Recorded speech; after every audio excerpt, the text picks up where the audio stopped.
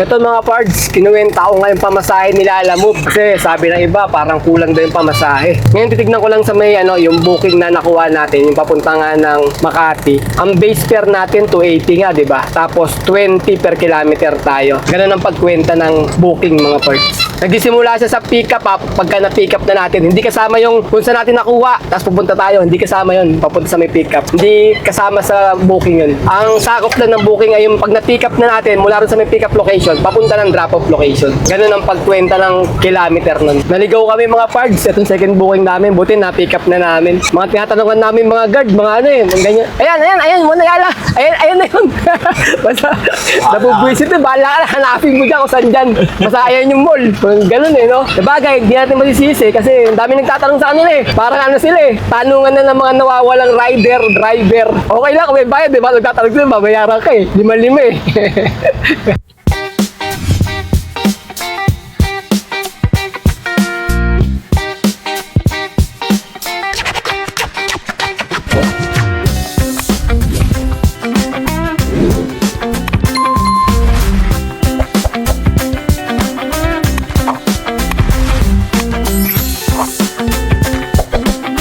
Good day mga pards! Today is another booking day na naman tayo. January 9 ngayon, Friday 2026. Time check tayo, 9:58 PM. First booking namin from San Bartolome going to Makati sa halagang 734. Ang layo ng pickup location ay 1.7 km. 1,000 kg to. Papunta na kami sa may pickup location. Pick up tayo mga pards, first booking. Pick up natin catering. Shoutout sila sir sa Lugod Catering. Nakit tayo ng mga Sarap kay Manong! Okay, mga pick up natin mga pards. Catering. Picture.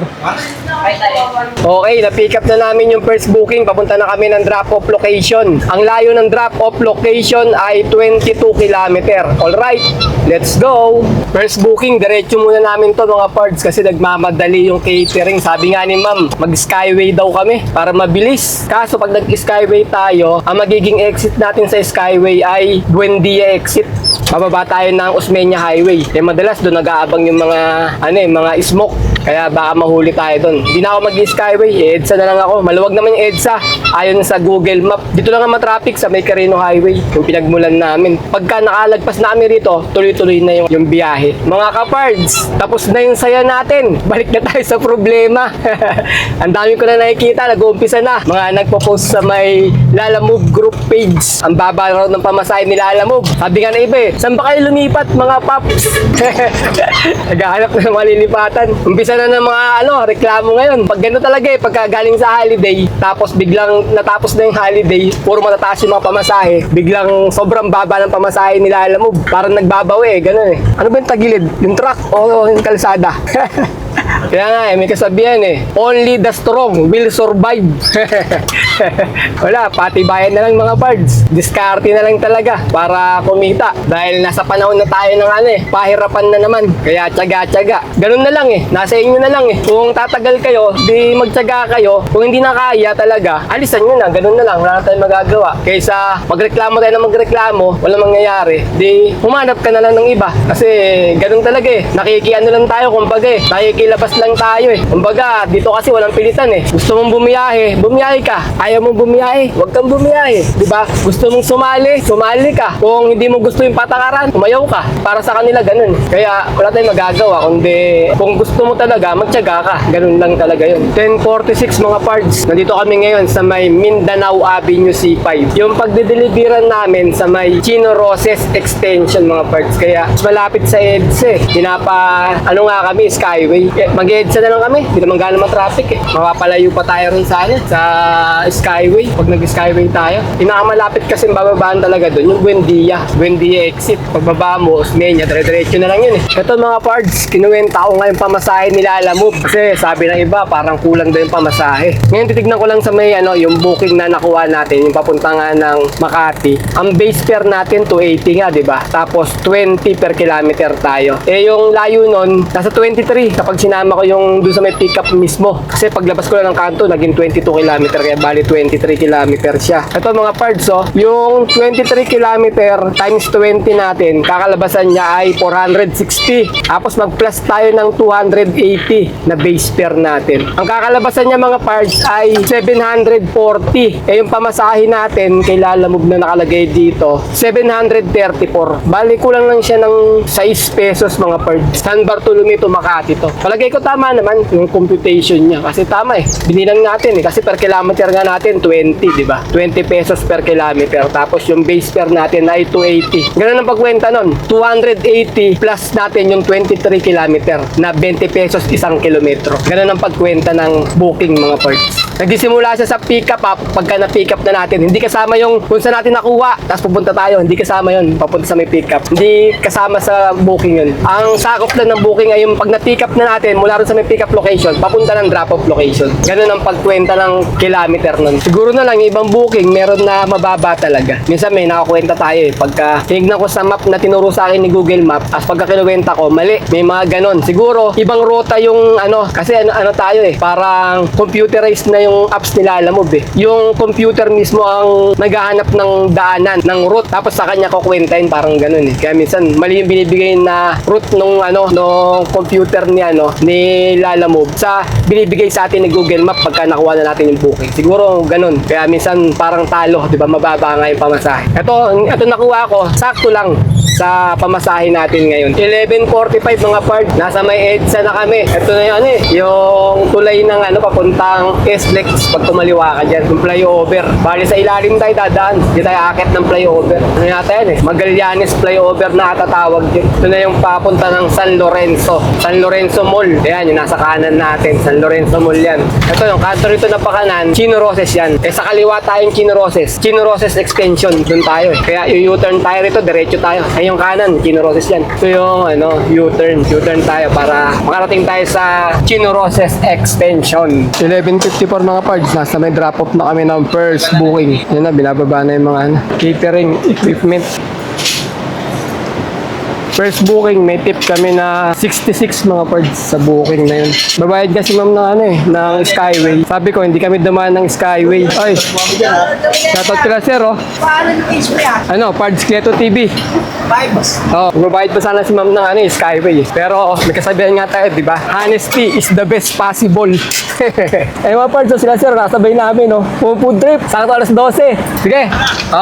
Alas 12 na mga parts. Maghanap kami ni tatay na mapapwestuhan namin at kakain kami ng tanghalian. Ito kasi sa may Chino Roses, walang mahanapan ng mapaparadahan. Mahirap dito, baka ma-record tayo, madaanan tayo. Doon tayo, mga bandang papuntang Guadalupe. Baka doon tayo makahanap sa mga bandang Orense, ganyan. Doon tayo makahanap ng mga paparadahan natin. Break time naman mga parts, kaya medyo konti ng booking. Kaya sasabayan namin ang kain ni tatay na sa may EDSA na kami ngayon. Hindi kami magma-Manila. Kasi sa Manila ngayon, piyesta ng Nazareno. Pagka ganon, may signal jammer doon ngayon. Kasi mga manggugulo, di ba? Gumagamit ng mga signal. Kaya meron signal jammer ngayon, may rapang ka makakuha ng signal. Siyempre, kailangan natin ng internet, ng network. Pag walang signal, walang booking. Tapos yung customer, di mo rin matawagan kasi walang signal. Hirap kumontak ngayon doon. Ganun nakaraan taon Hindi ko alam na Nazareno. Tapos pumunta kami doon. Pagdating namin, may tatawagan ako yung pagdadalan ko. Kasi hindi ko makita Wala, hindi ko makontak. Gawa nga ng walang signal. Kaya ayaw namin mag-Manila ngayon ni tatay. Ang tagal mga parts, bago kami nakakuha ng second booking namin. Time check tayo, 1:12 PM. Second booking namin from Makati going to Talipapa sa halagang 664. Ang layo ng pickup location ay 1.7 km. 1,000 kg to. Papunta na kami sa may pickup location. Papunta na tayo ng pickup location mga parts sa second booking natin. Tayo dumaan sa may flyover ng Itong kaliwa ko, yung flyover na yung Pabuendia. Ito pa EDSA. Galing tayong JP Rizal. Yan mga parts, yung building na nasa may kanan natin. Ayan yung pickup location natin. Juan Ayala. Pasok lang tayo rito. Meron dito entry papunta ng loading dock. Ano ba yun? Baka maligaw tayo. Hindi yan dyan. Sa kabila pa yun. To. Juan Ayala. Trans parking. Yan. Ha? Parking.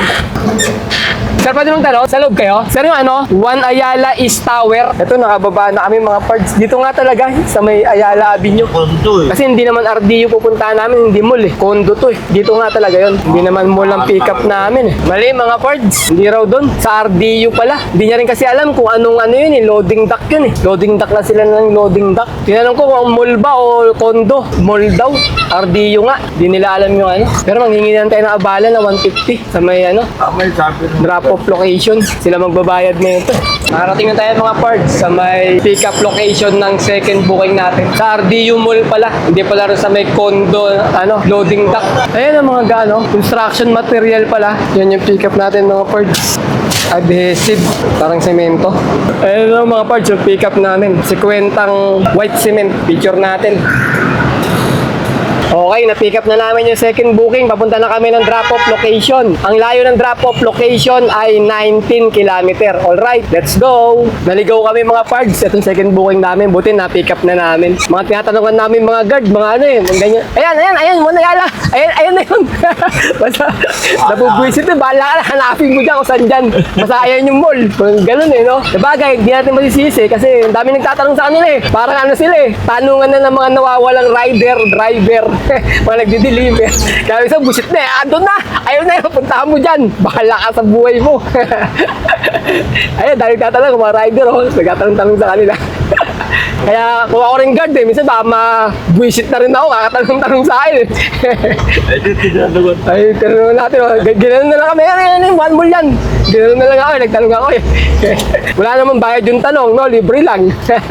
Okay lang kung may bayad, di ba? Nagtatanong sila, babayaran ka eh. 5,000 eh. Ang deliver natin, mga parts, itong second booking dyan sa may Tandang Sora, Amaya Step Condo. Di ko lang alam kung ano nila yun eh. Warehouse nila kasi pull out daw to. Naggawa sila dyan sa may One Ayala. Pino-pull out na raw nila lahat ng mga ano nila, yung mga gamit sa construction. Nahuli na nga daw sila eh. Sila na daw ang last na mag-ano dyan eh. Magpo-pull out eh. Yun na, traffic na ata. Edsa tayo. Hanggang ano na to? Hanggang SM Mega Mall na. Hanggang Ortigas. Ganun talaga. Biyernes ngayon eh. Basta hapon ng Biyernes. Saan mo na yan? Kakasabay-sabay na yung mga pauwi. Pauwi naman. Kaninang umaga, papasok eh. Nandito na kami mga parts sa may Mindanao Avenue. Corner Congressional Stoplight. Bale, 3 kilometer na lang yung drop-off location namin. Saktong 3:30 na mga parts. Lapit na tayo sa drop-off location. Bale, natagal lang kasi kami sa may pick-up namin ng second booking. Hindi niya ma-locate kung nasaan siya. Kaya nalito rin kami kasi yung map namin mali din. Hinahanap-hanap pa namin. Hindi niya rin masabi kung nasaan siya eh. Nasa may RDU lang pala. Kaya inabot kami ng isang oras. Kalating oras kahanap, kakaikot-ikot doon. Kalating oras bago na naikarga. Dahil nga mabigat din eh. Semento yung dala-dala namin mga parts. White cement. Bali ayun nga eh. 25 kilo isa eh. 50 peraso. Overweight. Pero pinadagdagan ko naman sa may drop-off location. Okay naman daw. Gigikas na lang daw yung bayad sa amin. Yun ang sabi niya. Kaya pagdating doon, tatawagan namin. Gigikas niya na lang daw. Parang condo ulit yung pagdadalan namin. Parang ililipat lang sa amin ng condo. Gagamitin siguro nila doon. Nasa may drop-off na kami mga parts. Hindi kami makapasok ng guard kasi tinatanong ko anong company. Hindi naman namin alam kung anong company. Walang nilagay sa sa booking eh. Bali yung drop-off, siya rin yung nag-book. Isang number lang yun nandito. Ngayon, tinatawagan ko, hindi makakontakt. Ring lang ng ring. Nag-text na ako. Nag-chat na ako sa Lalamove apps. Tagal ng booking namin na to. Alauna pa namin na pick up to eh. Tapos 4 na. Isang buong maghapon sa isang booking. Grabe. Pero, nung kanina nagkaligaw-ligaw kami, hiningan ko na 150 para sa waiting hour. Pagdating ko doon, overweight, nasa 1,250 yung kinarga nila na semento. Plus yung mga ano pa. May 3 ladder eh. Sabihin na natin 50 kilo. Kaya 1,300 yung dala-dala namin. Dinadagdagan ko lang ng 100. Kaya bali 250 yung idadagdag. So eto nasa drop-off na kami. Hindi naman siya makontak. Ayaw kami papasukin ng guard eh. Kasi hindi nga alam eh kung anong pagdadalan namin na company. Wala rin nakalagay kung anong building, anong ganyan. Kaya inahintay namin. Baka nakatulog to. logo, umuwi na. Hindi pwedeng umuwi yun. Maaga pa. Alas 4 pa lang. 3:56 PM. Mag-alas 4. Ito lang nagawa namin. Tatay. Bababa na mga parts yung semento. 4:15 ng hapon. Alas 4:15. Ha? 50 na yun. Oo. Sila nagkarga niyan dun, ma'am eh. Kinarga nila eh. Binababa na mga parts. Bale, 4:30 na ng hapon. Yun lang, malikabok.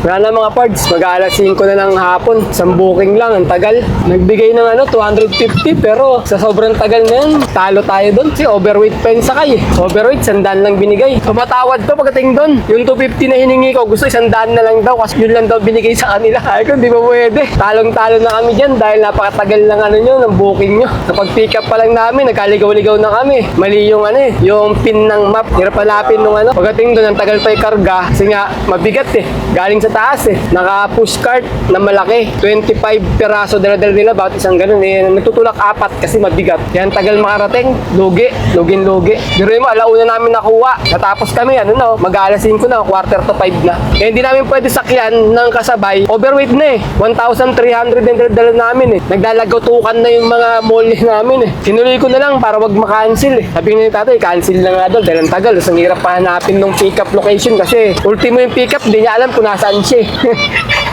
Kaya nag-iikutan dun eh. Naubos yung oras mo kaiikot. Kaya yun, uwi na lang kami tatay. Hakutin namin yung tiles na binibigay sa kanya. Mga hindi pa raw nagamit na tiles eh. Tsaka yung mga iba pang mga plywood na hindi nagamit. Mga buo pa. Ayun lang kinita namin mga parts. 2 booking lang tayo ngayon. Bali nakakatamad pa bumiyahe mga parts. So ganitong buwan. Gawa ng mabababa nga yung mga pamasahe. Ilalamove. Walang mga dagdag eh. Mga booking niya. Yung booking pala namin kanina, may araw pa yun. May kidlat. Tsaka yung first booking may kidlat. Pero parang walang kidlat. Parang wala siyang high demand mga parts. Ganun din kahit lagyan ng kidlat. Parang regular na pamasahe pa din. Parang loko lang. Niloloko lang tayo na meron high demand pero wala naman talaga. Regular na pamasahe pa rin yung binibigay. Kaya nagkakatamaran pa ngayong buwan na to kapag biyahe kay Lalamove. Mag-income reveal na lang tayo mga parts. Nakadalawang booking lang kami. Kinita namin ay 1,115 mga parts. Tapos yung tip namin ay una 60, 66. Pangalawa 250. Sabihin na natin 200 na lang. Ito 11, 200 tsaka 11, 13. Bawasan natin ng magkakarga na lang ako mga parts ng 500 pesos na diesel. Tapos pangkain namin 100 lang ulam. Di pa kami lang may merienda ni tatay. Bale 600. Yung 13 bawasan mo ng 600, 700 na lang mga parts natira sa amin. Parang abunado pa kami nito. Paano namin hati-hatiin yung 700? Wala, nakatamad pa eh. Bawi na lang kami sa susunod. Dahil may hakutin din kaming gamit eh. Tuwin na kami mga parts. Ayun na lang mga parts. Kita-kita na lang ulit tayo sa mga susunod ko pa mga video. Maraming salamat.